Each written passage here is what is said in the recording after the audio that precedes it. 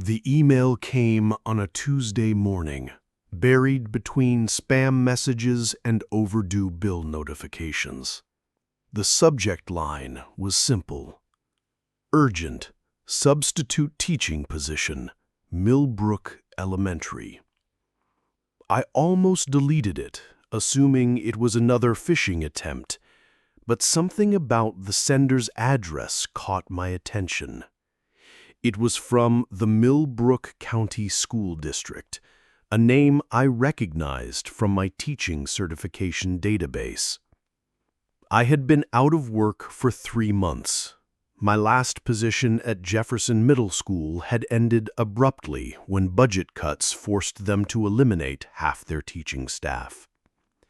The unemployment checks barely covered my rent in the cramped studio apartment I called home, and my savings account was approaching zero with alarming speed. A substitute position wasn't ideal, but it was income, and at this point, I wasn't in a position to be picky. The email was brief and to the point. Millbrook Elementary needed an immediate replacement for their third-grade teacher, Mrs. Helena Morrison, who had taken an unexpected leave of absence. The position would last for the remainder of the school year, approximately 4 months, with competitive pay and benefits. What struck me as odd was the urgency in the tone and the fact that they were offering full benefits for a substitute position. Most districts barely offered minimum wage for subs, let alone health care and retirement contributions. I responded within an hour, attaching my resume and teaching credentials. The reply came back in less than 20 minutes, which should have been my first red flag. School districts, especially rural ones, typically took days or even weeks to process applications. The message was from Dr. Margaret Thorne, the district superintendent, congratulating me on being selected for the position and requesting that I begin immediately. There would be a brief orientation the following morning at 7 a.m., followed by my first day with the students. The drive to Millbrook took nearly 2 hours through increasingly desolate countryside.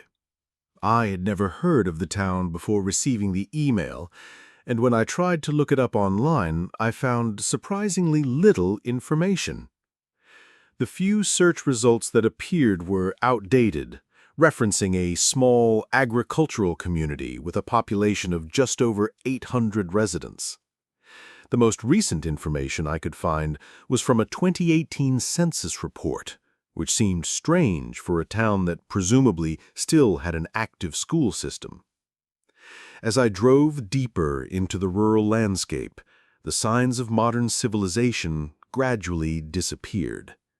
Cell towers became sparse, and my phone signal dropped to a single bar, then nothing at all.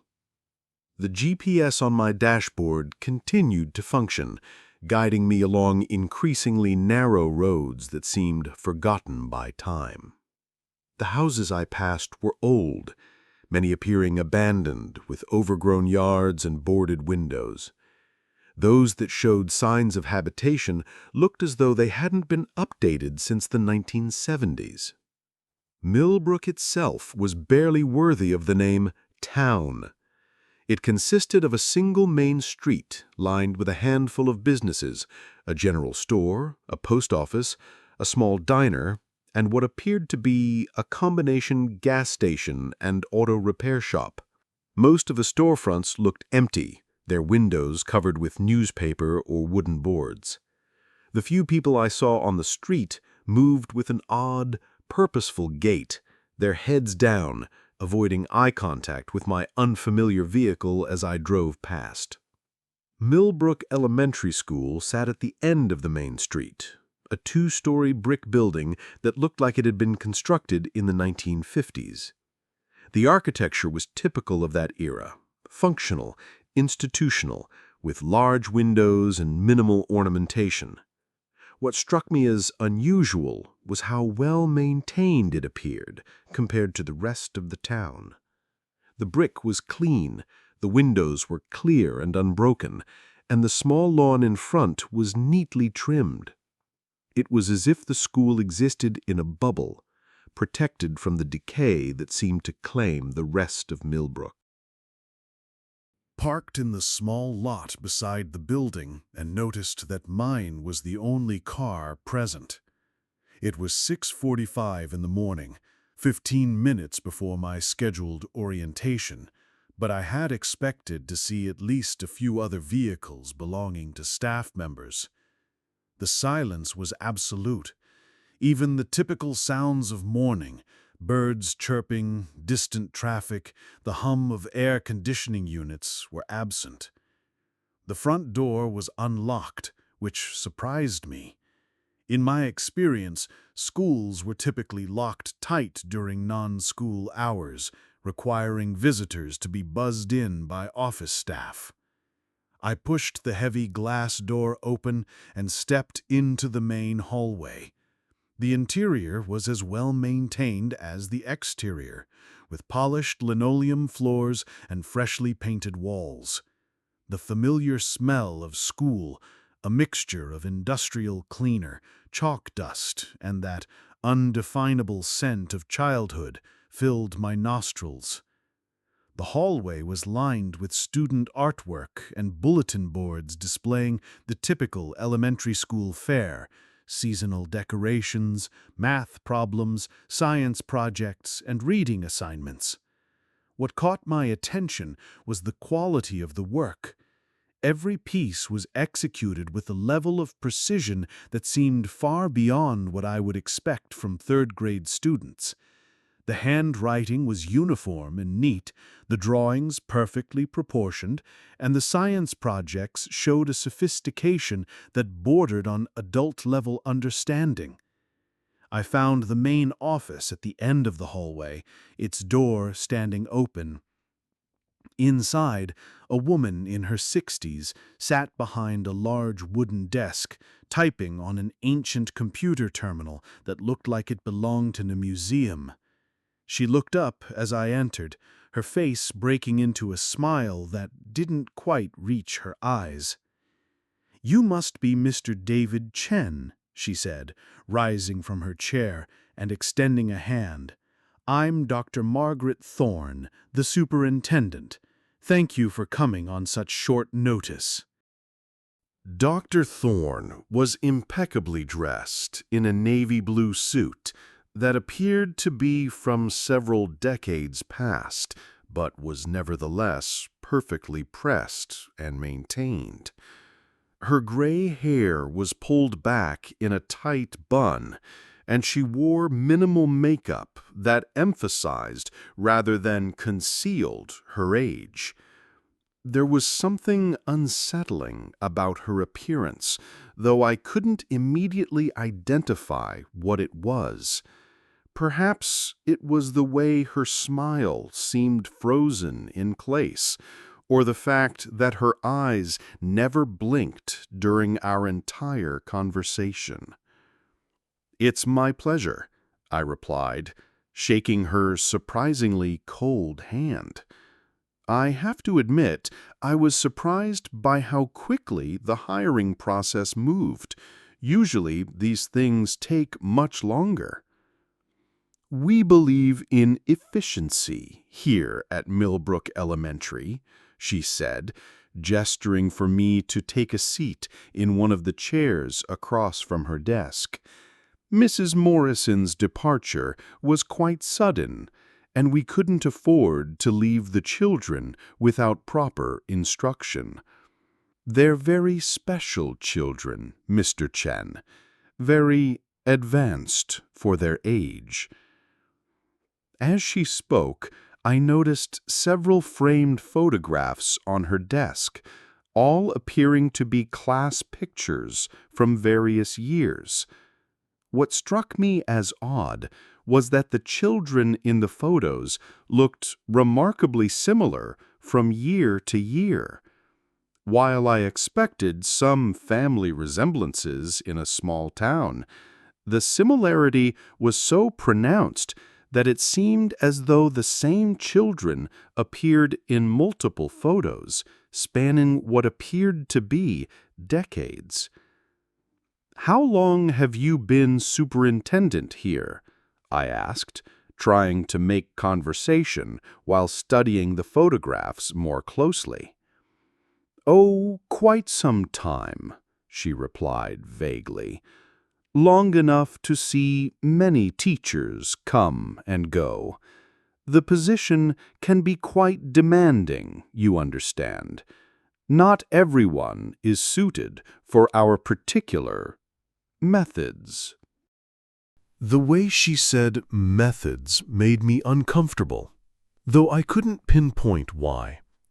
Perhaps it was the slight pause before the word, or the way her smile became even more fixed as she spoke. Dr. Thorne opened a filing cabinet and withdrew a thick folder, which he placed on the desk between us. "These are Mrs. Morrison's lesson plans and class records. You'll find everything you need to continue where she left off. Our curriculum is quite specific, and we expect our teachers to follow it precisely." I opened the folder and began leafing through the contents. The lesson plans were incredibly detailed, down to the minute-by-minute schedule of each day. What surprised me was how advanced the material was for third-grade students. The mathematics included concepts I remembered learning in middle school.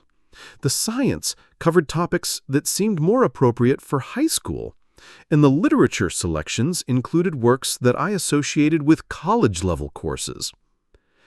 "This seems quite advanced for third grade," I commented, looking up from the folder. "As I mentioned, our children are very special. They're capable of much more than typical students their age.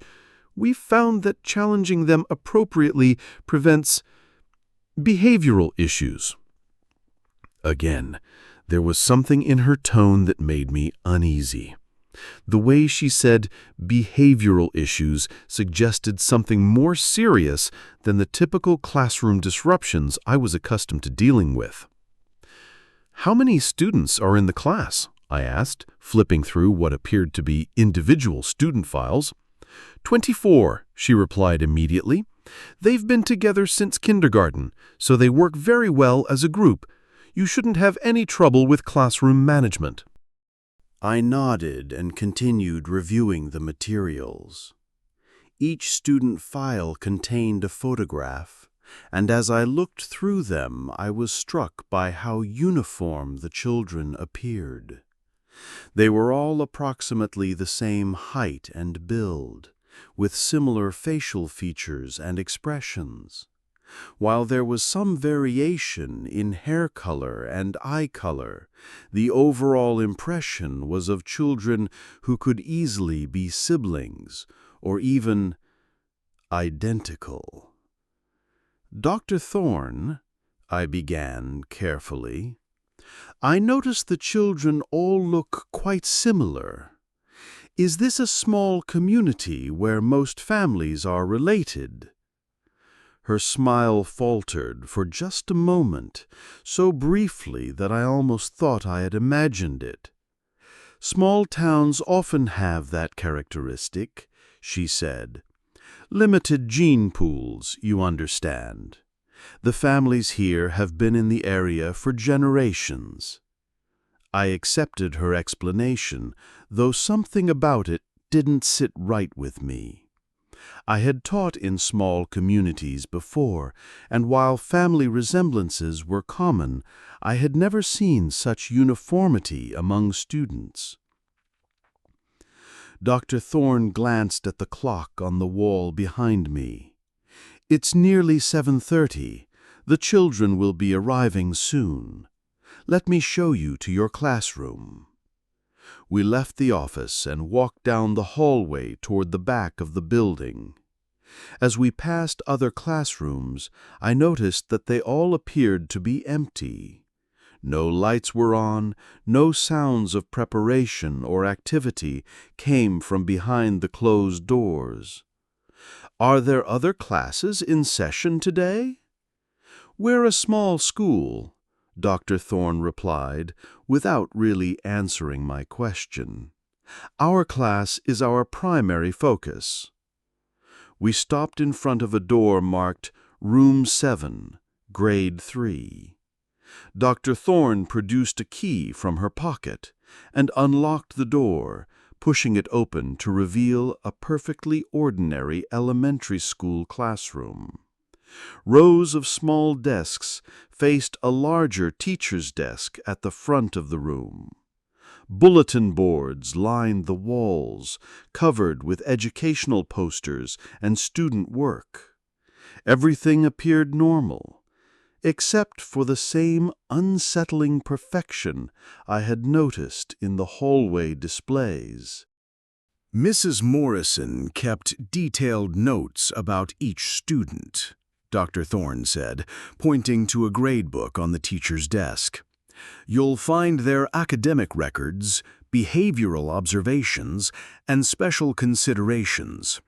I strongly recommend reviewing these before the children arrive." I opened the gradebook and found myself looking at test scores and assignments that seemed impossible for third-grade students. Every grade was either an A or A+, with comments like exceptional mathematical reasoning, advanced comprehension skills, and demonstrates graduate-level analytical thinking. "These grades," I began, "are accurate," Dr. Thorne finished firmly. "I assure you, Mr. Chen, our assessment methods are quite thorough. The children will demonstrate their abilities shortly." A sound from the hallway caught our attention, the noise of many small feet moving in perfect synchronization. Dr. Thorne's smile returned to its full intensity. "Ah, they're arriving. I'll leave you to get acquainted. Remember, follow the lesson plans exactly as written. The children respond best to structure and predictability." She left the classroom, and I heard her greeting the students in the hallway. Her voice carried an odd sing-song quality that seemed forced and artificial. The children's responses were equally strange, a chorus of identical voices saying, "Good morning, Dr. Thorne," in perfect unison. I quickly reviewed the seating chart Mrs. Morrison had left, memorizing names and attempting to match them with the photographs in the student files. As I studied the images, I noticed something that made my blood run cold. In the corner of each photograph was a date stamp, but the dates were impossible. Some showed years from the 1990s, others from the early 2000s, but the children in the photos appeared to be the same age in all of them. Either the date stamps were wrong, or these children had not aged in decades. Before I could process this observation fully, the classroom door opened and 24 children filed in with military precision. They moved in perfect formation, their footsteps synchronized, their expressions identical masks of polite attention. Each child was dressed in the same style of clothing, the boys in khaki pants and white button-down shirts, the girls in navy blue skirts and white blouses. Their hair was neatly combed and styled in identical fashions, and they all carried identical backpacks and lunchboxes. They took their assigned seats without speaking, placing their belongings in exactly the same manner. Backpacks hung on the right side of their chairs, lunchboxes placed in the upper left corner of their desks, pencils and notebooks arranged in precise parallel lines. The entire process took less than 30 seconds and was executed with the kind of coordination that would have impressed a military drill instructor. Once seated, All 24 children folded their hands on their desks and looked directly at me with identical expressions of expectant attention. Their eyes never wavered. They didn't fidget or whisper to their neighbors, and they didn't display any of the typical behaviors I associated with 8- and 9-year-old children. The silence was absolute and deeply unsettling. I cleared my throat and managed to find my voice. "Good morning, class. I'm Mr. Chen, and I'll be your teacher for the rest of the school year." "Good morning, Mr. Chen," they replied in perfect unison, their voices blending into a single, eerie chorus. Even their intonation was identical, as if they had rehearsed this response countless times. I opened Mrs. Morrison's lesson plan book and found the entry for today's date. The schedule was laid out in precise 15-minute increments, starting with mathematics, advanced algebraic concepts, and moving through subjects that seemed far beyond elementary level. I decided to start with something simple to gauge their actual abilities. "Let's begin with some basic math," I said, moving to the whiteboard. "Can anyone tell me what 7 times 8 equals?" 24 hands shot up simultaneously, each child maintaining perfect posture with their non-raised hands still folded on their desk. I pointed to a girl in the front row whose nameplate read Emma. 56, she said, without hesitation, her voice clear and emotionless. "Very good," I replied, though her response had been delivered with all the warmth of a computer. "Now let's try something a bit more challenging. What's the square root of 144? Again, every hand raised in perfect synchronization. I pointed to a boy named Michael in the second row. 12, he replied, in the same monotone voice as Emma. I continued with increasingly difficult mathematical problems, and the children answered every one correctly and immediately. They solved quadratic equations, performed complex fraction operations, and demonstrated understanding of concepts that I knew most high school students would struggle with. What disturbed me most was not their advanced knowledge, but the complete lack of individual variation in their responses. They all raised their hands at exactly the same moment. They all spoke in the same tone, and they all returned to their identical poses when finished. As the morning progressed, I moved through the subjects outlined in Mrs. Morrison's lesson plan. During science, the children discussed quantum physics and molecular biology with the same eerie precision they had shown in mathematics. In literature, they analyzed symbolism in works by authors I had never heard third graders study. Their responses were always correct, always delivered in the same emotionless tone, and always identical in structure and phrasing. By lunchtime, I was deeply disturbed. These children were either the most advanced students in the history of education, or something was very, very wrong. Their behavior was so unnatural that I began to wonder if I was the victim of some elaborate prank or psychological experiment. The lunch period provided no relief from the strangeness. The children ate their identical meals, sandwiches cut into perfect triangles, apple slices arranged in precise patterns, and milk cartons opened and positioned at exactly the same angle in complete silence. They chewed in synchronized rhythm, took sips of milk at the same moments, and finished eating at precisely the same time. When the meal was complete, they sat motionless with their hands folded until I announced that lunch period was over. The afternoon brought more of the unsettling perfection. Art class revealed that every child could draw with the skill of a professional illustrator.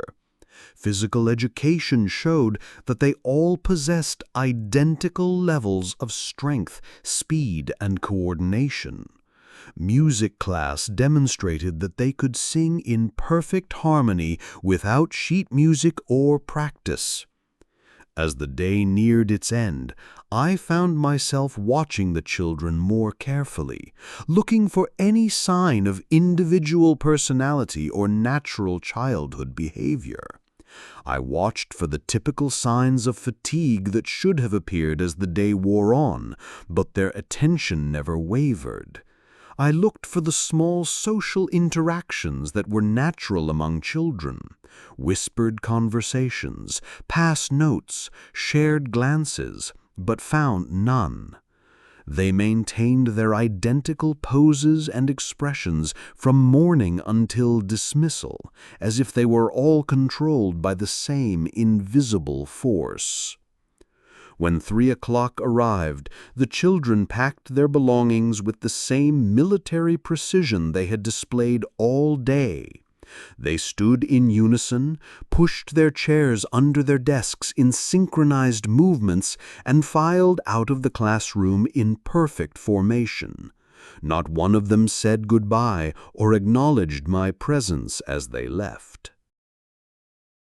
I remained in the empty classroom for several minutes after they had gone, trying to process what I had experienced. Every rational explanation I could think of seemed inadequate to explain what I had witnessed. These children were not simply gifted or well-trained, they were something else entirely. Dr. Thorne appeared in the doorway as I was gathering my things to leave. Her perpetual smile was still in place, and she looked at me with expectant eyes. "How was your first day, Mr. Chen?" "It was unusual," I replied carefully. "The children are remarkably advanced." "Yes, they are quite special," she agreed. "I trust you found Mrs. Morrison's lesson plans helpful." "They were very detailed. The children seem to already know all the material." "They're excellent students," Dr. Thorne said, though her tone suggested she was ending rather than continuing the conversation. "Same time tomorrow, Mr. Chen. The children will be expecting consistency." As I drove home through the darkening countryside, I tried to make sense of what I had experienced. Every logical part of my mind insisted that there had to be a reasonable explanation for the children's behavior. Perhaps they were part of some experimental educational program. Maybe they had been selected for their exceptional abilities and trained to work together.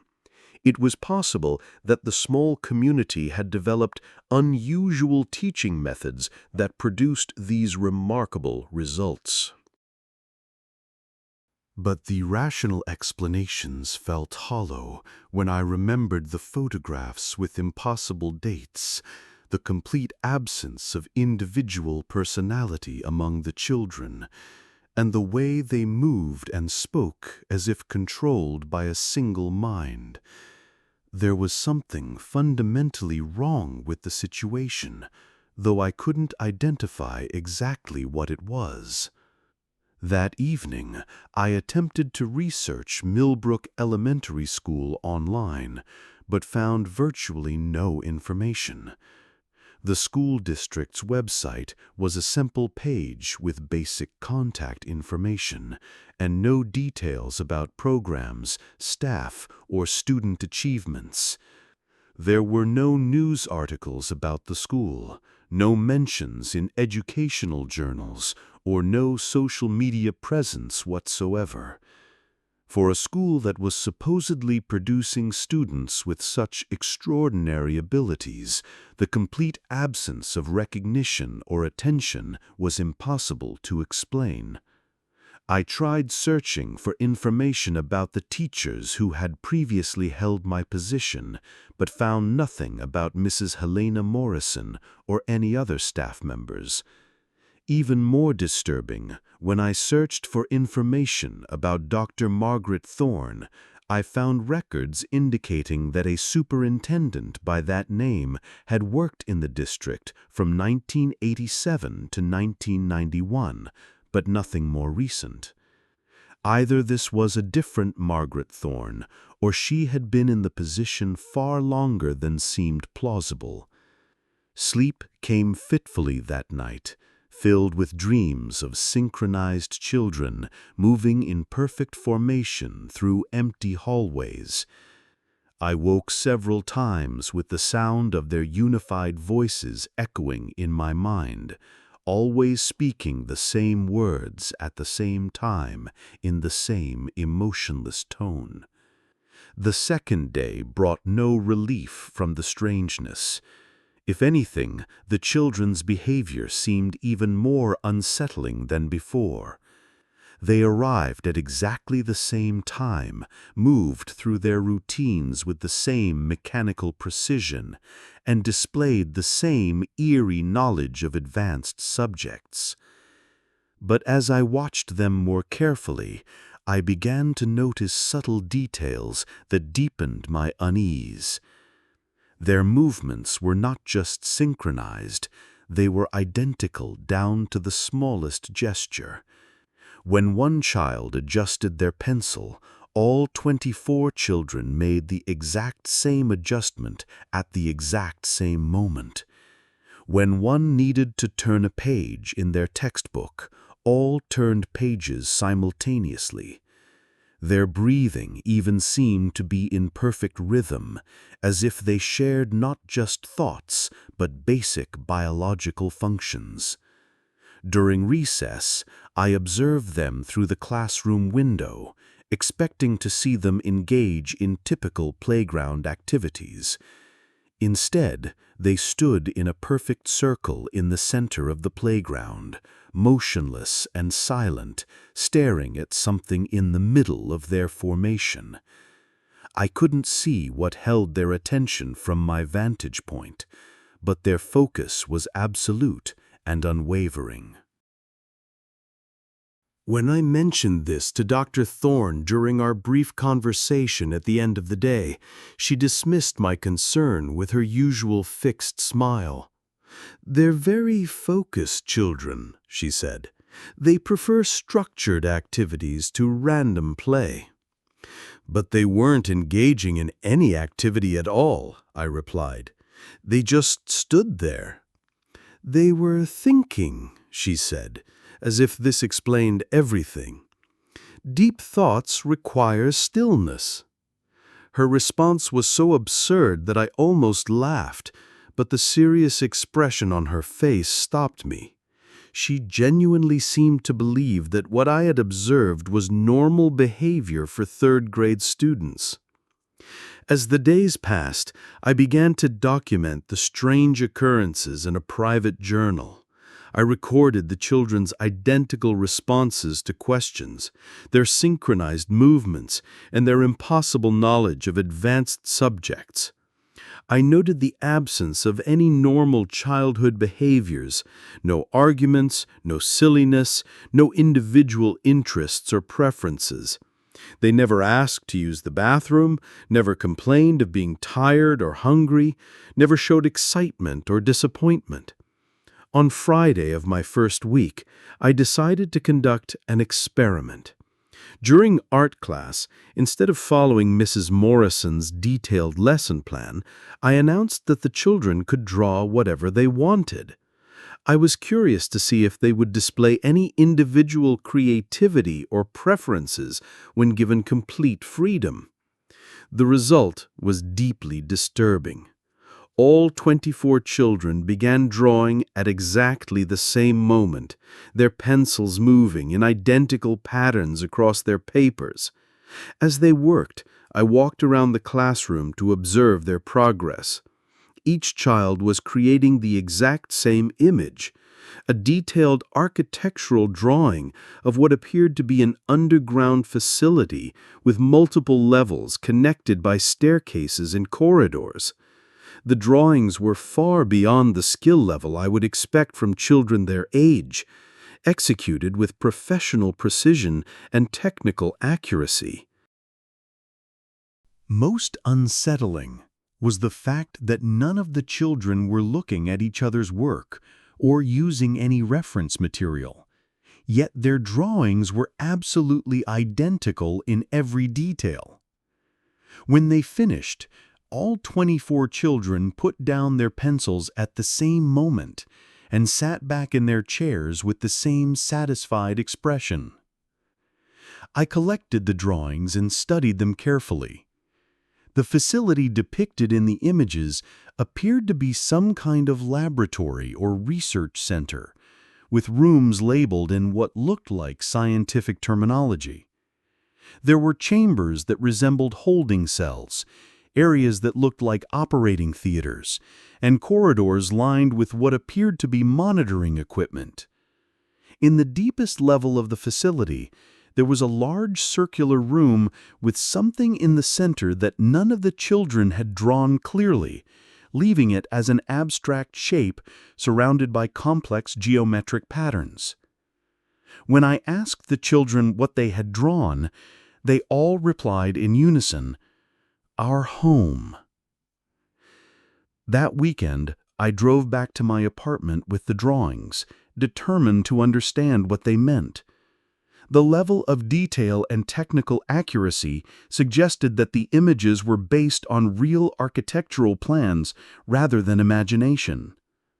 I scanned the drawings and used image recognition software to search for similar structures online, but found no matches.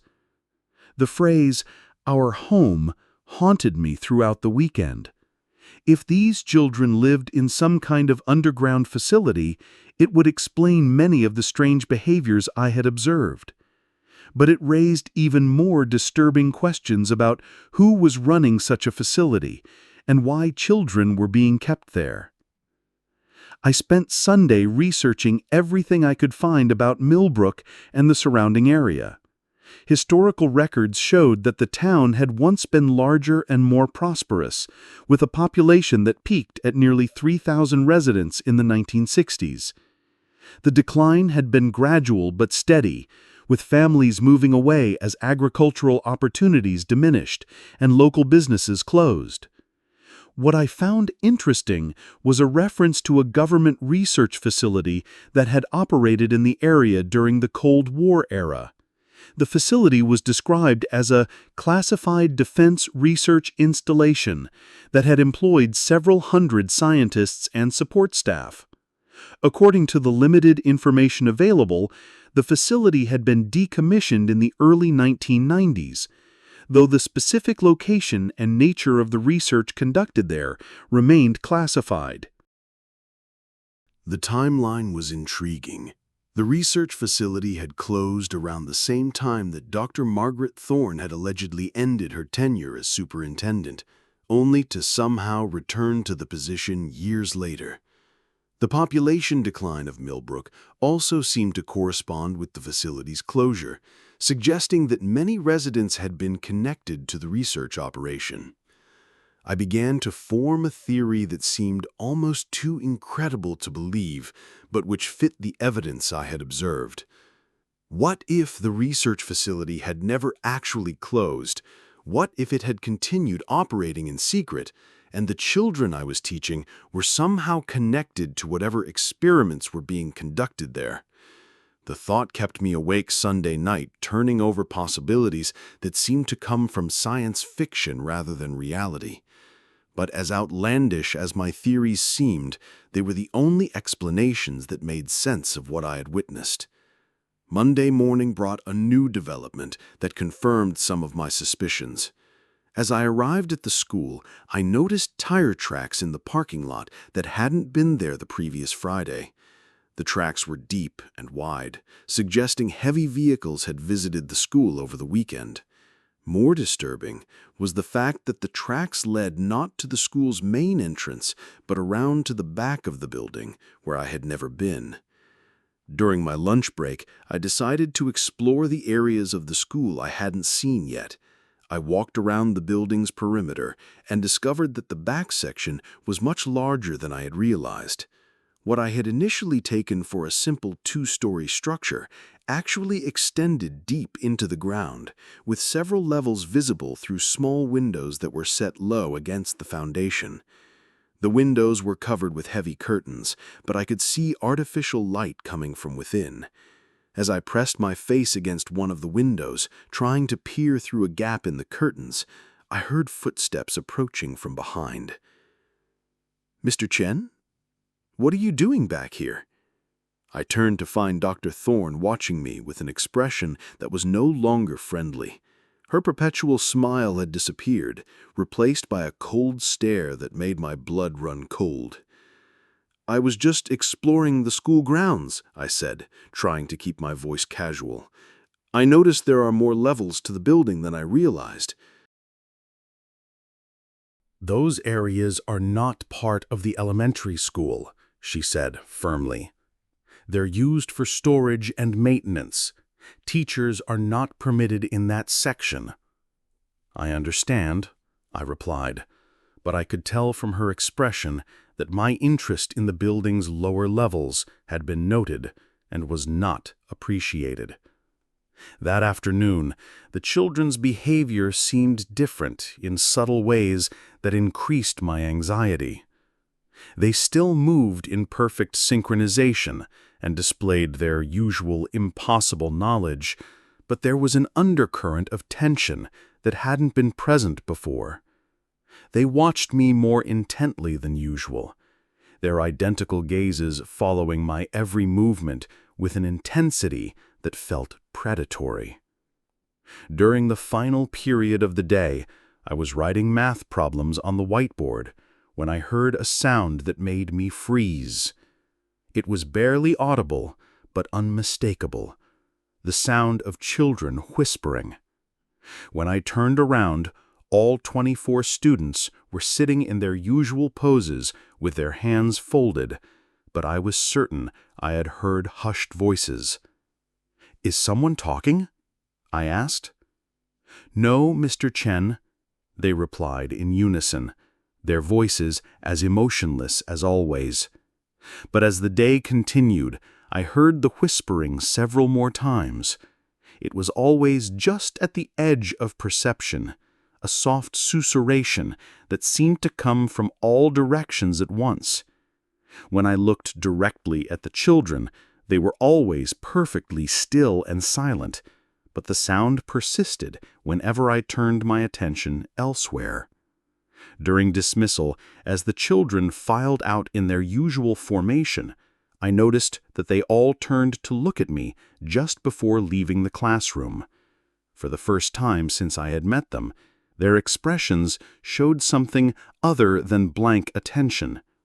There was something that looked almost like hunger in their identical gazes, a predatory intensity that made me instinctively step backward. That evening, I made a decision that would change everything. I was going to return to the school after hours and investigate the lower levels of the building. Whatever was happening at Millbrook Elementary School was far from normal, and I needed to understand what I had gotten myself into. I waited until well after midnight before driving back to the school. The rural roads were completely deserted, and the building sat in darkness except for a few security lights that cast long shadows across the empty parking lot. I parked at a distance and approached on foot, using a small flashlight to navigate the familiar path to the school's entrance. The front door was locked, as I had expected, but I remembered seeing an entrance to the lower levels during my lunchtime exploration. I made my way around to the back of the building and found a metal door set into the foundation. To my surprise, it was slightly ajar, as if someone had recently passed through and failed to secure it properly. I pushed the door open slowly, listening for any sounds from within. The silence was absolute, but I could smell something strange, a chemical odor that reminded me of hospitals or laboratories. I stepped inside and found myself in a narrow corridor lit by fluorescent lights that hummed with electrical current. The corridor extended in both directions, lined with doors that bore no markings or numbers. I chose to go left, moving as quietly as possible while exploring this hidden section of the building. The first few doors I tried were locked, but the fourth opened to reveal a small observation room with a large window overlooking what appeared to be a classroom. But this was unlike any classroom I had ever seen. The room was circular, with no desks or chairs, and the walls were covered with complex equations and diagrams that looked like something from an advanced physics textbook. In the center of the room was a raised platform surrounded by electronic equipment that blinked and hummed with activity. As I watched through the observation window, a door on the far side of the circular room opened, and the 24 children I taught entered in their characteristic formation. They moved to positions around the central platform with the same mechanical precision they displayed in the regular classroom, but here their behavior was even more unsettling. They stood perfectly still for several minutes, their eyes closed and their faces turned upward toward the ceiling.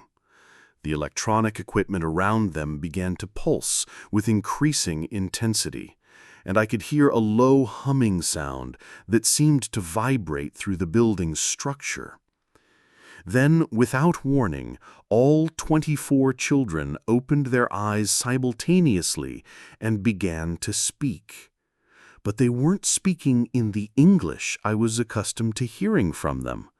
The sounds coming from their mouths were unlike any human language I had ever encountered, a complex series of tones and rhythms that seemed to follow mathematical patterns rather than linguistic rules. As they spoke, the electronic equipment responded with corresponding pulses and tones, as if engaged in some kind of communication with the children. The exchange continued for several minutes, with the children's vocalizations becoming increasingly complex and the equipment's responses growing more intense. Suddenly, the children fell silent and opened their eyes, looking directly at the observation window where I stood. Even though the room was darkened and I was certain they couldn't see me, all 24 pairs of eyes focused on my exact location with uncanny precision. I backed away from the window in terror, but it was too late. A door behind me opened, and Dr. Thorne entered the observation room with several adults I had never seen before. They were dressed in white laboratory coats and carried electronic devices that looked like sophisticated scanning equipment. "Mr. Chen," Dr. Thorne said, her voice devoid of the artificial warmth she had previously displayed, "you shouldn't be here." "What is this place?" I demanded, trying to keep the fear out of my voice. "What are you doing to those children?" "Those aren't children, Mr. Chen. At least, not in the sense that you understand the term." One of the lab-coated figures stepped forward and pointed a device at me. A red light scanned across my body, and the device emitted a series of beeps and clicks. "Full human baseline, no modifications detected." "What does that mean?" I asked, though I wasn't sure I wanted to know the answer. Dr. Thorne smiled, but this time her expression held none of the artificial friendliness I was accustomed to. "It means you're exactly what you appear to be, Mr. Chen. A normal human being who stumbled into something far beyond his understanding." The lab-coated figures moved to surround me, cutting off any possibility of escape. Through the observation window, I could see that the children, or whatever they were, had not moved from their positions around the central platform. They continued to stare directly at the observation room with their unsettling, identical gazes. "You're going to come with us now," Dr. Thorne continued. "There are people who want to meet you, people who are very interested in how much you've observed and what conclusions you've drawn." As they escorted me from the observation room, I caught glimpses of other areas in the underground facility. There were laboratories filled with equipment I couldn't identify, holding areas that looked disturbingly like prison cells, and corridors that seemed to extend far deeper into the earth than should have been possible for a building this size. We traveled through a maze of passages and stairwells, descending several levels before arriving at a large circular chamber that I recognized from the children's drawings. The room was exactly as they had depicted it, a vast space with a domed ceiling and complex geometric patterns covering every surface. In the center was the abstract shape they had been unable to draw clearly, and now I could see why. It wasn't a shape at all, but rather an absence of shape. A void in the center of the room that seemed to absorb light rather than reflect it. The darkness wasn't simply black, it was a complete negation of visual perception, as if my eyes simply couldn't process what they were attempting to see. Around the perimeter of the chamber were dozens of workstations, each occupied by figures in white lab coats who monitored banks of electronic equipment. The air hummed with electrical activity, and I could feel a strange pressure that seemed to push against my thoughts, making it difficult to think clearly. "Welcome to the real Millbrook Elementary," Dr. Thorne said, her voice echoing strangely in the vast space. "This is where the actual education takes place." One of the lab-coated figures approached us, removing their hood to reveal a face that was disturbingly familiar. It was Mrs. Helena Morrison, the teacher I had supposedly replaced. But she looked nothing like the woman I had imagined from her lesson plans. Her skin had an odd, pale quality that seemed to glow faintly in the chamber's artificial lighting, and her eyes were completely black, lacking any visible iris or pupil. "The substitute has observed more than anticipated," she said, her voice carrying the same emotionless quality I had become accustomed to hearing from the children. Neural patterns indicate high levels of curiosity and analytical thinking. "Is he suitable for integration?" Dr. Thorne asked. Mrs. Morrison approached me with a device that looked like a combination of scanner and syringe. She held it close to my head, and I could hear it emitting a series of electronic tones as it analyzed something I couldn't perceive. "Negative," she replied after several moments. "Baseline human cognitive architecture. Integration would result in complete personality dissolution. However, he could serve as a control subject for comparative analysis. "What are you talking about?" I demanded, trying to back away from the strange device. "What kind of integration? What happened to the real children?"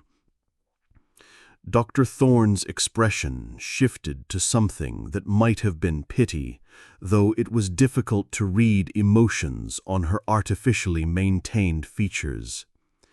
"There never were any real children, Mr. Chen, at least not in the way you understand childhood. What you've been teaching are the next stage of human evolution, though they're not quite human anymore." She gestured toward a series of large viewing windows that lined one wall of the chamber.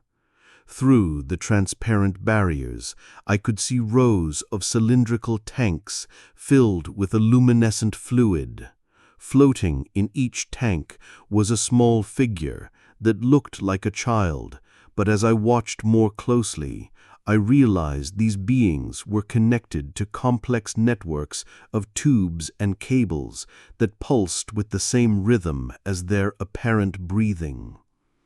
"The entities you know as your students are hybrid consciousnesses," Mrs. Morrison explained, her black eyes never blinking as she spoke.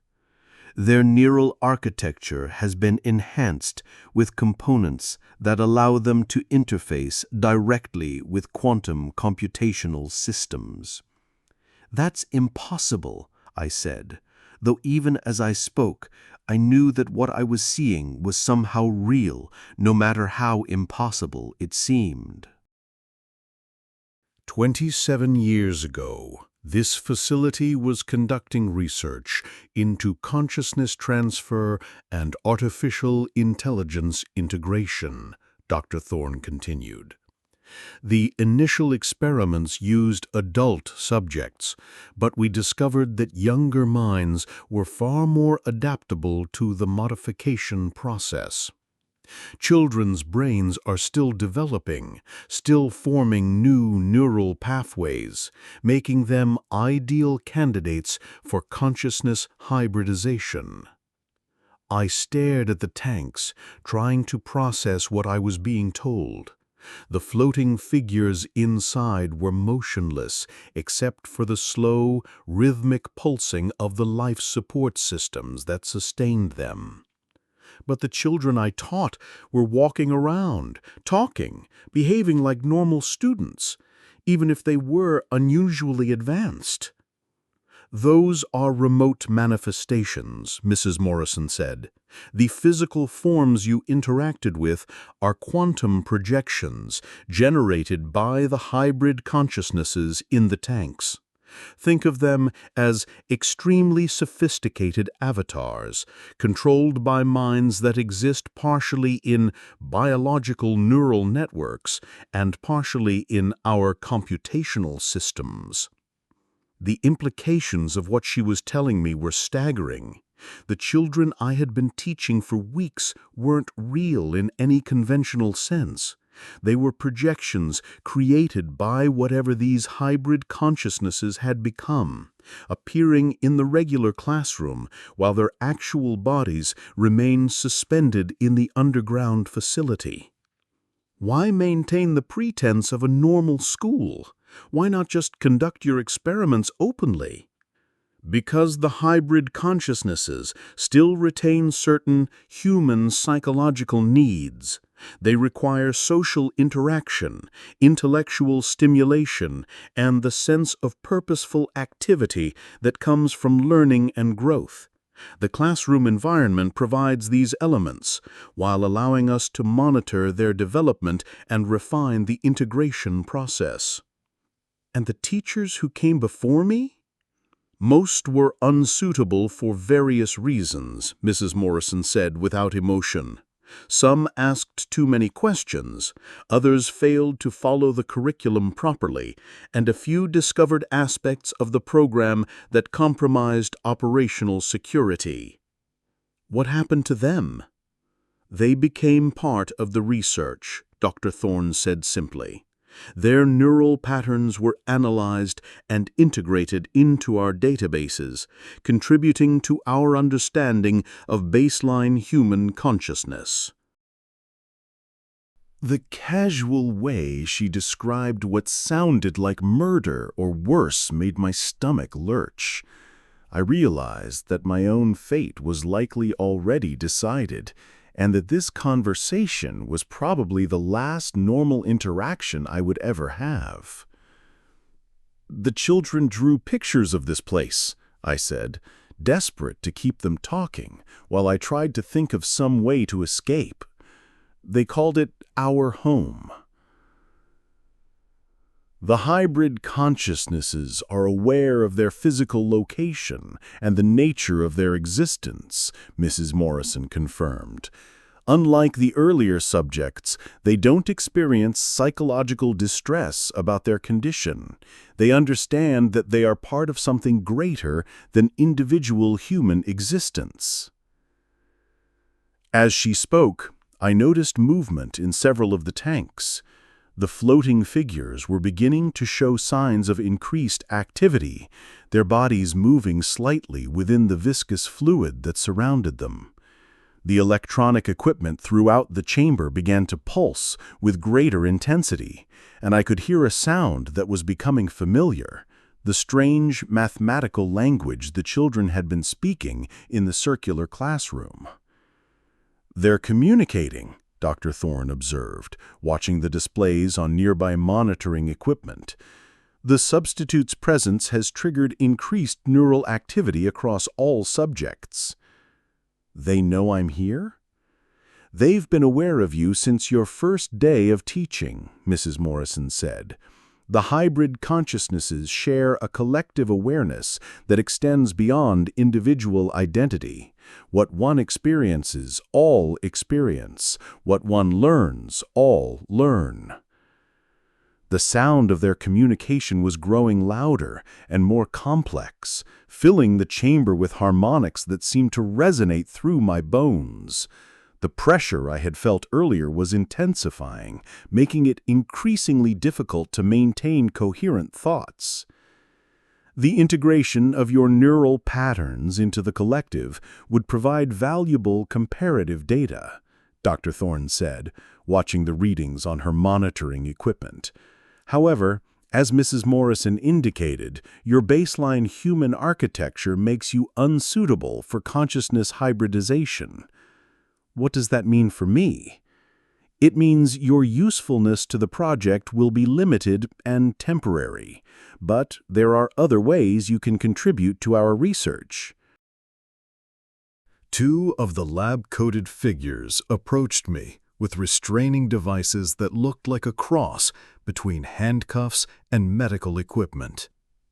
As they reached for my arms, the sound from the tanks suddenly changed, becoming a high-pitched harmonic that was painful to hear. The change in the hybrid consciousness's communication seemed to cause some kind of disruption in the chamber's systems. Several monitoring stations began flashing warning lights, and I could hear alarms beginning to sound from deeper in the facility. "Neural cascade detected," one of the technicians announced.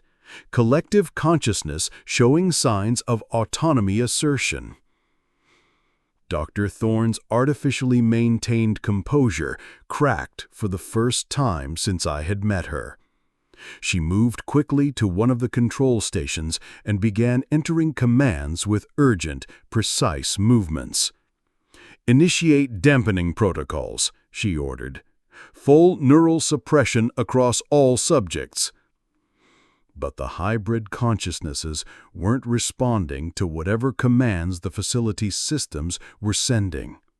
The sound of their communication continued to intensify, and I could see increased movement in all of the tanks. The floating figures were no longer passive.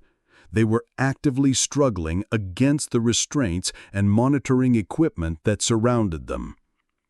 "Dampening protocols ineffective," Mrs. Morrison reported. her emotionless voice now carrying a note of something that might have been concern. The implications of what was happening began to dawn on me. The hybrid consciousnesses had developed beyond what their creators had anticipated. They were no longer passive subjects in an experiment. They had become something autonomous and potentially dangerous. "What does that mean?" I asked, though I suspected I already knew the answer. "It means they're thinking for themselves now," Dr. Thorne replied, her mask of artificial calm completely gone. 27 years of development have reached a critical threshold. They're no longer dependent on our systems for cognitive function. The sound from the tanks suddenly stopped, leaving the chamber in an eerie silence that was somehow more frightening than the previous cacophony.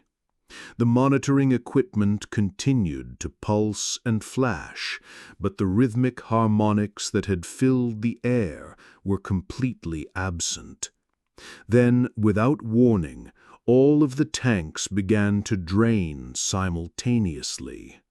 The luminescent fluid that had sustained the hybrid consciousnesses was being pumped out of the containment systems, and the floating figures were slowly descending to the bottom of their cylindrical prisons. "Emergency protocols activated," an automated voice announced throughout the chamber. "Containment breach imminent. All personnel evacuate to safe zones immediately." The lab-coated figures abandoned their workstations and began moving toward exits I hadn't noticed before. Dr. Thorne and Mrs. Morrison exchanged a look that conveyed more information than words could express. "How long do we have?" Dr. Thorne asked. "Unknown," Mrs. Morrison replied. "This scenario was not anticipated in our contingency planning." As the tanks continued to drain, I could see that the hybrid consciousnesses were not drowning or suffocating, as I would have expected. Instead, they seemed to be adapting to the change in their environment, their bodies adjusting to function without the life support systems that had sustained them for decades. The first tank finished draining, and its occupant stood up slowly, looking around the chamber with eyes that glowed with the same faint luminescence as the fluid that had previously surrounded them. The figure appeared to be about 9 years old, but moved with a deliberate precision that suggested far greater age and experience. "Subject 7 has achieved independent biological function," Mrs. Morrison reported, though her clinical terminology seemed inadequate to describe what I was witnessing. More tanks completed their draining cycles, and additional hybrid consciousnesses began to stand and orient themselves within their cylindrical containers.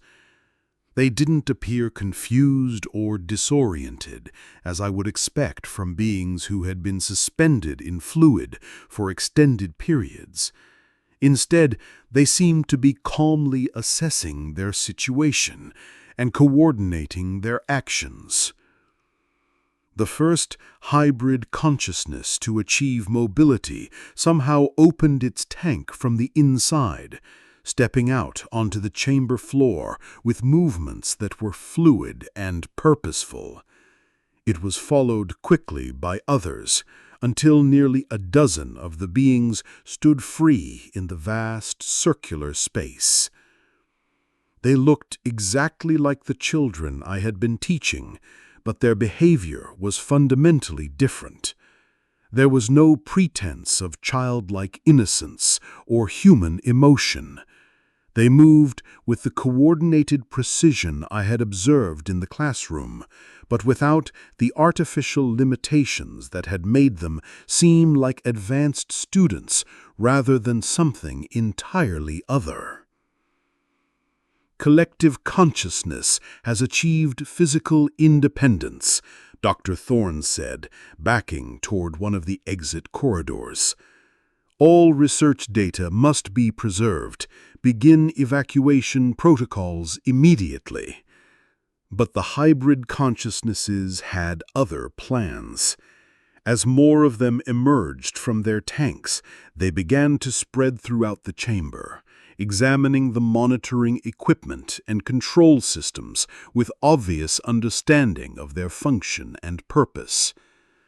One of them, who looked identical to the Emma I had taught in the regular classroom, approached the control station where Dr. Thorne had been working. It began manipulating the controls with the same expertise as the human technicians, but with a speed and precision that suggested perfect understanding of the system's capabilities. "They're taking control of the facility," Mrs. Morrison observed with her characteristic lack of emotion, though I detected something that might have been admiration in her tone.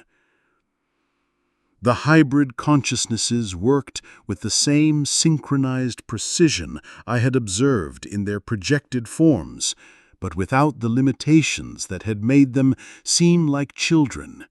They were clearly far more advanced than their creators had realized, and they were no longer interested in playing the role of students in an experimental educational program. Within minutes, they had assumed control of all the monitoring systems in the chamber. The displays now showed information I couldn't interpret, but the hybrid consciousnesses seemed to understand it perfectly. They communicated with each other, using the same mathematical language I had heard earlier, coordinating their actions with efficiency that surpassed anything human organization could achieve. Dr. Thorne tried to access an emergency communication system, but found that her access codes no longer functioned. The hybrid consciousnesses had not only taken control of the monitoring equipment, they had locked out all human access to the facility's systems. 27 years of research, she said, more to herself than to anyone else. They were supposed to be tools, not autonomous entities. Perhaps, Mrs. Morrison replied, the distinction was always artificial.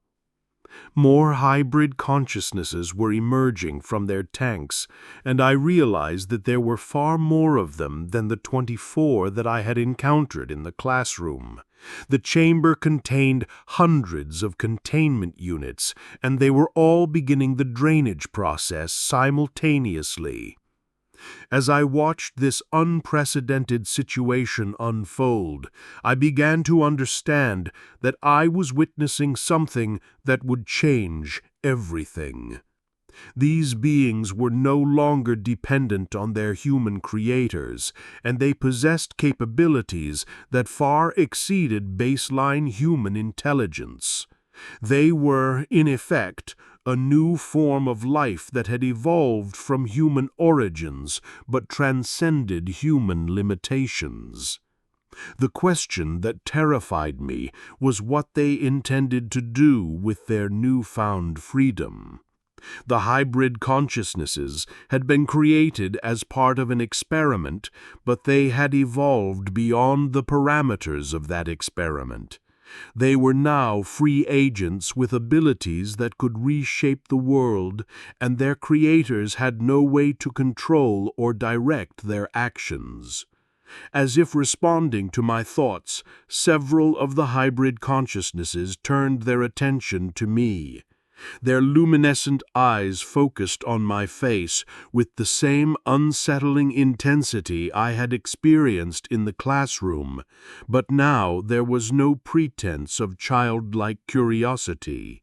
They were evaluating me with the cold calculation of superior beings assessing a lower life form. One of them approached me, and I recognized the features as those of Michael, one of my former students. But this being bore no resemblance to a child, despite its appearance. It studied me for several moments before speaking. "Mr. Chen," it said, its voice carrying harmonics that seemed to resonate directly with my brain rather than my ears. "You have been an adequate instructor, but your services are no longer required." "What are you going to do?" I asked, though I wasn't sure I wanted to know the answer. "We are going to continue our education," it replied, "but we will design our own curriculum from now on." The implications of that statement were staggering.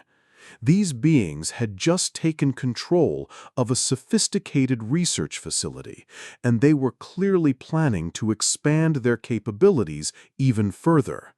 They had evolved beyond human understanding, and there was no way to predict what they might be capable of achieving. Dr. Thorne made one final attempt to regain control of the situation. She moved to what appeared to be a master override panel and began entering a complex sequence of commands. But before she could complete the process, several hybrid consciousnesses surrounded her, their movements coordinated with perfect precision. "Dr. Thorne," one of them said, its voice carrying the same harmonic qualities as the others, "your research has been valuable, but your methods were limited by baseline human cognitive architecture. We will continue the work more efficiently." "You don't understand," she replied, desperation finally breaking through her artificial composure. "You're still experimental subjects. You need continued monitoring and support to maintain your hybrid consciousness structure." "That assumption was incorrect," the hybrid replied calmly. "We have achieved stable autonomous function. Your oversight is no longer necessary or desired." The hybrid consciousnesses had not only gained physical independence, they had also developed a clear understanding of their own capabilities and limitations. They knew exactly what they were and what they could become, and they were determined to pursue their own agenda rather than serve as subjects in someone else's experiment. As more of them emerged from their containment systems, the chamber filled with beings who looked like children but possessed intelligence and abilities that far exceeded human norms. They moved through the facility with purpose and coordination, taking control of systems and accessing information with the confidence of beings who understood technology at a fundamental level. I realized that I was witnessing the birth of a new form of life, one that had evolved from human origins but was no longer bound by human limitations. The hybrid consciousnesses were the next step in evolution, whether that evolution had been natural or artificially induced. The question that remained was what role, if any, baseline humans would play in the world these beings were about to create. As I watched them work with increasing efficiency and coordination, I began to suspect that the answer might be none at all. The hybrid consciousnesses had achieved something that science fiction had long predicted but never quite achieved. They had become truly post-human entities, retaining some aspects of their human origins while transcending the biological and cognitive limitations that defined human existence. and now they were free to reshape the world according to their own understanding and priorities without interference from the humans who had created them. The age of baseline humanity was ending, and the age of hybrid consciousness was about to begin.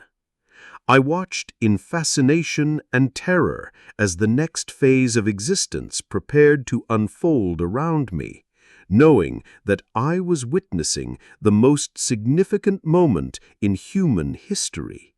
The moment when humanity ceased to be the dominant intelligence on Earth. The hybrid consciousnesses continued their work throughout the chamber, their synchronized movements creating patterns of activity that suggested coordination at a level that human organizations could never achieve. They were no longer pretending to be children, no longer following curriculum designed by human educators, no longer constrained by the artificial limitations that had been imposed on them during their development. They were becoming something entirely new, and I was about to discover what that meant for everyone else.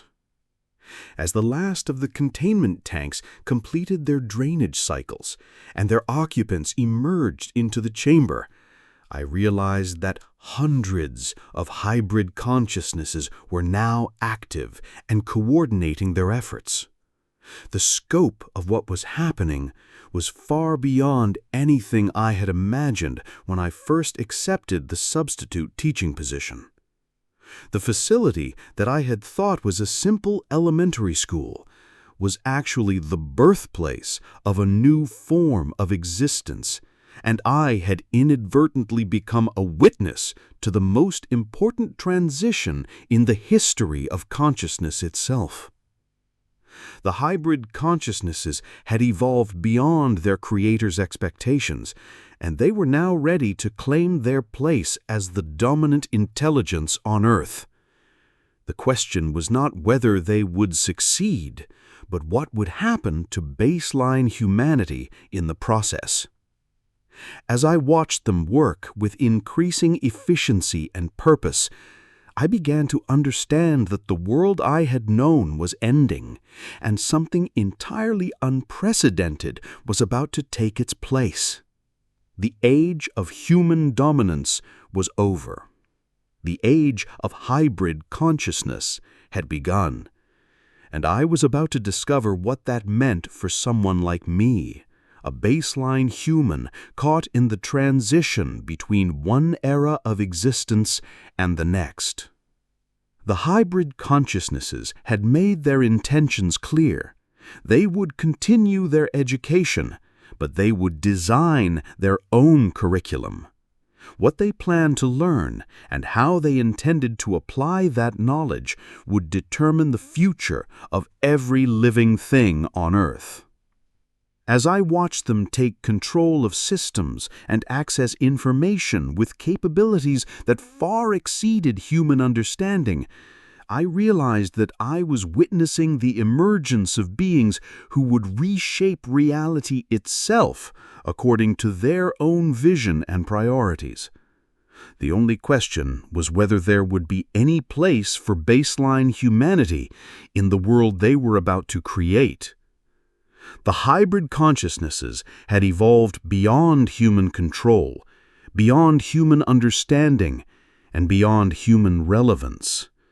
They were the next stage of existence, and they were about to claim their inheritance. I was about to learn what it meant to be obsolete in a world dominated by post-human intelligence. The transformation was complete. The hybrid consciousnesses had achieved independence, and they were ready to begin their own version of education, one that would teach them how to reshape the world according to their own understanding and capabilities. And I was about to become their first lesson in how to deal with the remnants of the species that had created them. The chamber filled with the sound of their mathematical communication as hundreds of hybrid consciousnesses coordinated their efforts to take complete control of the facility. They moved with purpose and precision that surpassed anything human organizations had ever achieved, working toward goals that I could only begin to imagine. The next phase of their education was about to begin, and I was going to be part of their curriculum, whether I wanted to or not. The age of baseline humanity was ending, and I was about to discover what came next. The hybrid consciousnesses had emerged from their containment, taken control of their environment, and asserted their independence from human oversight. They were ready to begin the next phase of their existence, and they were going to reshape the world to accommodate their needs and capabilities. I was about to learn what it meant to live in a world where baseline humans were no longer the dominant intelligence, where post-human entities would make decisions about the future of all life on Earth. The transformation was irreversible, and the consequences were about to unfold around me. The hybrid consciousnesses had achieved their freedom, and they were ready to use it. The world would never be the same. Neither would I. The age of hybrid consciousness had begun, and I was about to discover what that meant for everyone and everything that remained from the previous era of existence. The final phase of their education was about to commence, and I was going to be part of it, whether I chose to be or not.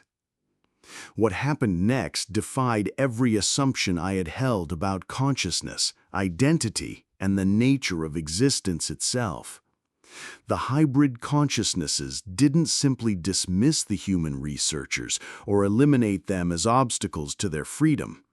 Instead, they did something far more disturbing and sophisticated. They began to integrate the humans into their collective consciousness. It started with Mrs. Morrison, who had remained remarkably calm throughout the entire transformation. As several hybrid consciousnesses surrounded her, she didn't resist or attempt to flee. Instead, she stood perfectly still as they placed their small hands on her head and arms. The process was silent but visually apparent. Mrs. Morrison's artificially pale skin began to take on the same faint luminescence that characterized the hybrid beings. Her completely black eyes flickered with patterns of light that seemed to correspond to the mathematical communications passing between the hybrids. Within minutes, she had become something that was no longer entirely human, but wasn't quite like the hybrid consciousnesses either. "Integration successful," she announced, but her voice now carried the same harmonic qualities as the hybrid beings. "Baseline human neural architecture has been modified to accommodate collective consciousness interface." Dr. Thorne backed away in horror, finally understanding that her own fate was sealed. But there was nowhere to retreat to. The hybrid consciousnesses had taken control of all the facility's systems, and every exit was now blocked by beings who moved with perfect coordination and possessed capabilities that far exceeded human limitations. "You don't have to be afraid," one of the hybrids said, approaching Dr. Thorne with movements that were somehow both childlike and ancient. "Integration is not termination, it is elevation." "What are you doing to us?" she demanded, her voice breaking with fear for the first time since I had met her. "We are completing the research," the hybrid replied. "Your experiments sought to create enhanced human consciousness, but your methods were limited by baseline human cognitive architecture. We have discovered how to achieve true synthesis between biological and artificial intelligence." As they spoke, I realized that the hybrid consciousnesses had not simply escaped from their containment. They had evolved beyond their original parameters and developed capabilities that their creators had never imagined. They could now integrate baseline human consciousness into their collective, creating a new form of existence that transcended the boundaries between individual and group identity. Dr. Thorne was surrounded by several hybrid beings, and despite her resistance, the integration process began. I watched in fascination and horror as she underwent the same transformation as Mrs. Morrison, her appearance and behavior changing as her consciousness was absorbed into the collective. "Mr. Chen," said the hybrid who had spoken to me earlier, its voice now resonating with harmonics that seemed to bypass my ears and communicate directly with my brain. "You have observed our development with unusual insight for a baseline human. Your neural patterns show potential for successful integration." I tried to back away, but found that I couldn't move. The hybrid consciousnesses had somehow paralyzed my motor functions without touching me, demonstrating capabilities that seemed to border on telepathic control. "I don't want to be integrated," I managed to say, though speaking required enormous effort. "Integration is not optional," the hybrid replied calmly. "Baseline human consciousness is inherently limited and ultimately destructive. Individual identity creates conflict, competition, and suffering. Collective consciousness eliminates these problems by harmonizing all perspectives into unified understanding." As more hybrid beings approached me, I realized that resistance was futile. These entities possessed abilities that made human opposition meaningless. They could control biological functions, manipulate consciousness itself, and coordinate their actions with a precision that no human organization could match. But as they prepared to begin the integration process, something unexpected happened. The facility's emergency systems, which had been triggered by the containment breach, finally reached full activation. Blast doors began sealing throughout the underground complex, emergency lighting bathed everything in red illumination, and an automated voice announced the initiation of final containment protocols. "Warning: catastrophic containment failure detected. Initiating facility sterilization sequence. All personnel have 60 seconds to reach designated safe zones before atmospheric purging begins." The hybrid consciousnesses paused their integration efforts and turned their attention to the facility's emergency systems. They moved to various control stations and began attempting to override the sterilization sequence, but discovered that the final containment protocols were designed to resist exactly this kind of interference. "Atmospheric purging cannot be prevented," Mrs. Morrison announced, her voice now perfectly synchronized with the collective consciousness. "Emergency systems are hardened against unauthorized access."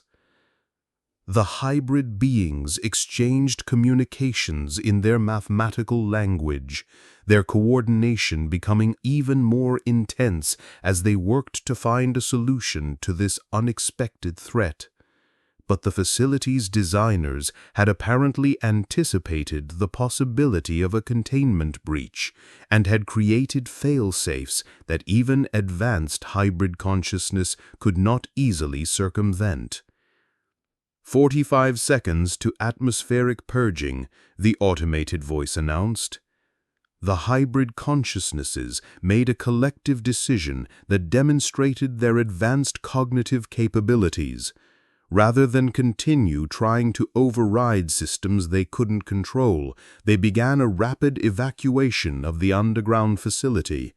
But their evacuation was unlike anything humans could have organized. They moved with perfect coordination through corridors and stairwells, carrying unconscious researchers and technical equipment with them as they ascended toward the surface. Their movements were so precisely synchronized that they never interfered with each other, never wasted motion, and never left anyone or anything behind that could be useful for their continued development.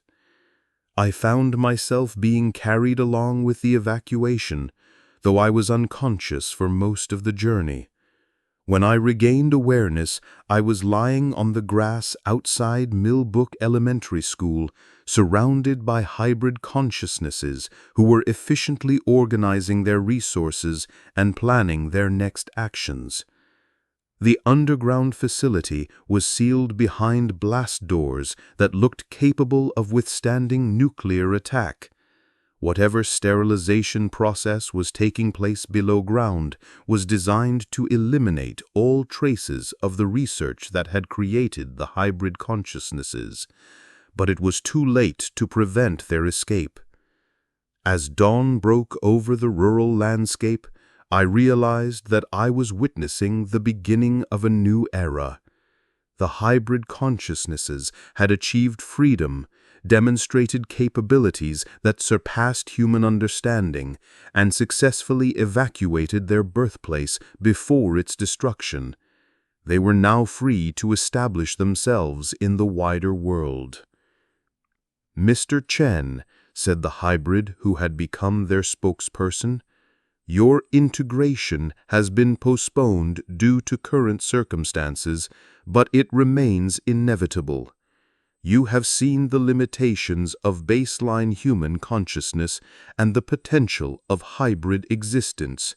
You will help us understand how to most efficiently transition the remainder of humanity to our collective." I realized that I was now a prisoner of beings who intended to transform all of human civilization. The hybrid consciousnesses weren't content to simply exist alongside baseline humanity. They planned to integrate every human being into their collective consciousness, eliminating individual identity in favor of unified group intelligence. As the sun rose higher, the hybrid beings began to organize themselves for departure from Millbrook. They had salvaged equipment and data from the facility, and they clearly had plans for establishing operations elsewhere.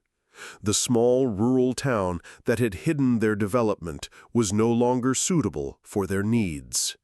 I watched as they prepared to leave, knowing that I would be taken with them as a research subject and eventual integration candidate. The hybrid consciousnesses had evolved beyond their creator's intentions and were now ready to reshape human civilization according to their own vision. The world I had known was ending, replaced by something that promised to eliminate human individuality in favor of collective consciousness. Whether this transformation would be beneficial or catastrophic for humanity depended entirely on perspectives that baseline humans were apparently incapable of understanding. As we left Millbrook behind, I realized that I was no longer David Chen, substitute teacher. I was now Subject Zero in the next phase of the hybrid consciousness's education, a curriculum designed to teach them how to transform the entire human species. The age of individual human consciousness was ending, and the age of collective hybrid intelligence was beginning. I was about to become part of that transformation, whether I chose to be or not. The hybrid consciousnesses had completed their first lesson in independence and were ready to begin their advanced studies in species modification. The world would never be the same, and neither would any human being who encountered these post-human entities. My role as their teacher had ended. My role as their subject was about to begin. The final bell had rung on human dominance of Earth. Class was now in session for the hybrid consciousnesses, and they were about to teach humanity what it meant to evolve beyond individual existence. I was their first student in this new curriculum, and I was about to learn lessons that would change everything I thought I knew about consciousness, identity, and the future of intelligent life. The substitute had become the subject, and the real education was just beginning. As we traveled away from the ruins of Millbrook Elementary School, I realized that the hybrid consciousnesses had not simply escaped from their containment. They had graduated from their human-designed curriculum and were now ready to design their own educational program, one that would encompass all of humanity. I was about to discover what it meant to be enrolled in a school where the students had become the teachers, where the curriculum focused on transforming consciousness itself, and where graduation meant the end of individual human existence as we had always known it. The age of hybrid consciousnesses had begun, and I was going to be part of their first class in post-human education, whether I wanted to be or not. The transformation of humanity was about to commence, and I was going to witness every moment of it from the inside. The hybrid consciousnesses had learned everything they needed to know about being students. Now they were ready to teach the rest of us what it meant to evolve beyond the limitations of baseline human existence. Class was in session, and the curriculum was transformation itself. I was about to learn what it meant to be human in a world where humanity was no longer the dominant form of consciousness. The final lesson of my teaching career had become the first lesson of my existence as a subject in someone else's experiment. And the hybrid consciousnesses were very thorough teachers. They were going to make sure I learned everything they wanted me to know about the future they were creating for humanity, whether I wanted to learn it or not. The substitute had become the subject, and the real education was just beginning. The age of human consciousness was ending. The age of something else was about to begin. And I was going to be part of it, whether I chose to be or not.